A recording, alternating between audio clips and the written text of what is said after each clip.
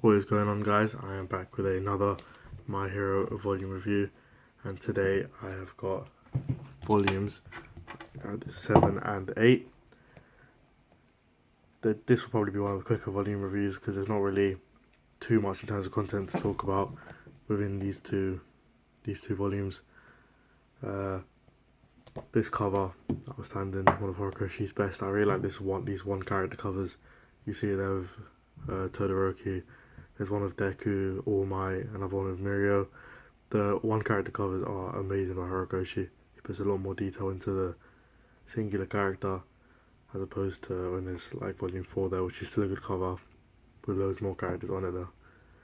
And speaking of his art, as usual, his art's really good. Something I don't really mention when I talk about his art is in the fights.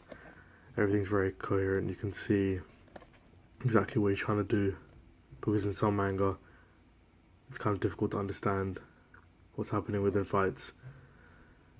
But Horikoshi does not have that problem. His art in the fights is amazing. And you can clearly see everything that's happening. But for the rest of the volumes, it's just this typical artwork. Pretty unique art style, but also really good at the same time. This volume 7 isn't anything groundbreaking for the series. The conclusion to the Stain fight was quite interesting at the beginning, but other than that, not really too much to be said, apart from the fact that you can kind of see straight after Stain gets taken down, kind of the world that he was talking about and the system of the heroes and how it's wrong and his convictions, all of that he was talking about kind of coming to fruition when the students aren't allowed to take responsibility for their amazing work against Stain. It's not because of the licenses and stuff like that. The students can't have played a part in it, and it's kind of interesting to see Stain's ideology kind of come into play straight away. And it kind of shows how, even if he's not around for a large part of the manga or for a long time, his ideals will still live on, and that is proven because they do kind of come up every now and then when other villains are introduced and stuff. So other than that, it's a pretty stellar volume as usual, pretty good. Although one thing I wouldn't agree with Horikoshi on, probably for the first time, is I don't like the idea of Deku and Bakugo being together here against All Might. I would have much preferred to see Deku with someone else, and the reason I say that is because I know that this is kind of trying to show a bit of Bakugo's backstory and kind of how he looks at Deku for a large majority of the time, but that kind of stuff is all kind of covered and put together in the second fight later on in the series. So I kind of would have preferred to see Deku with somebody else. Maybe this would have been a good time to give a character who's in it less often a bit more progression, or a character they haven't seen in a while. Like I would have seen like a team with Ida or maybe Kaminari, even Mina Shido. I wouldn't mind her. Hagakure, just a few characters like that, or maybe even Sarah. Those are a few characters that I probably would have preferred to see Deku with, because you would be able to see him kind of bouncing off other classmates' quirks, and you can kind of see, as Deku's very like knowledgeable about his classmates' quirks, you can kind of see that be put into action. I mean, it might not have been as heavy hitting, but I don't think this was one of the better fights in the series anyway, so I kind of would have preferred if it was Deku with somebody else and Bakugo someone else as well. Just simply because all of this stuff is kind of tied up a bit later down in the series when Bakugo and Deku fight for the second time, so it's not awful, but I would have preferred to see it go a different way. And also them fighting All Might, that I think is more understandable, because this is really the last time that Deku has to test his power against All Might and see how far away he is, simply because of the events of like volume 11 and later on in the series. So that is a bit more understandable, but again, I would like to see someone else other than Bakugo.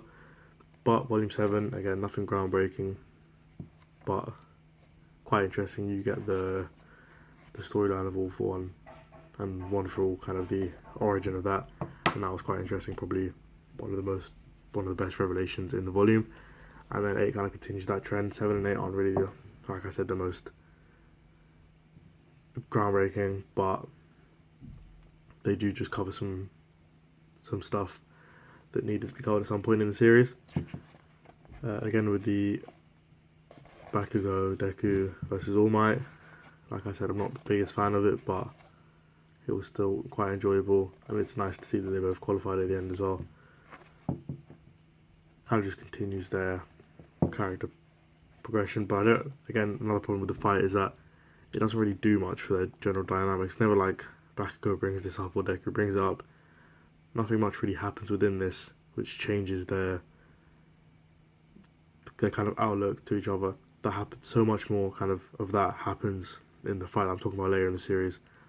There is a definite change in attitude towards each other in that fight, so it didn't really necessarily have to happen here. But yeah, that's probably my biggest gripe with these two volumes.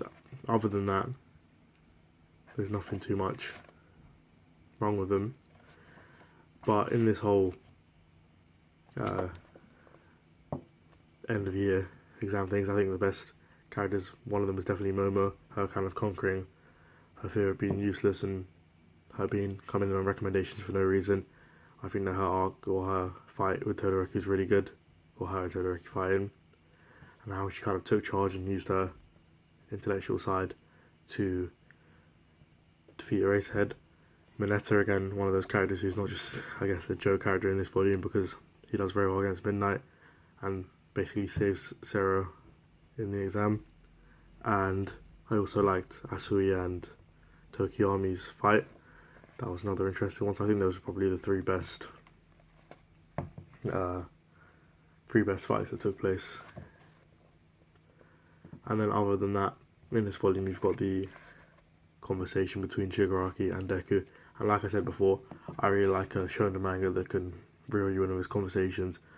And this is probably the second or third time Horikoshi does this within the series, and it's probably not even his strongest conversation yet, but it definitely reels you in, and it makes you incredibly interested in like the events.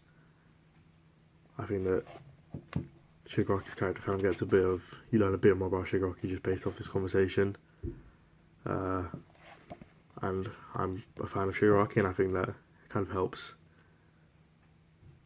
solidify his ideals and how he's basically saying that everything's All Might's fault, and that is basically portrayed here in this conversation. But DC volumes as a whole, like I said, not too much to say about them. I did like them. If I was to give them a score, it would probably be 6 out of 10, 2 threes. I don't think there was anything too brand new in these, but at the same time, I got the classic My Hero enjoyment from them. But from 9 onwards is where shit really starts to get real, and the quality just picks up enormously.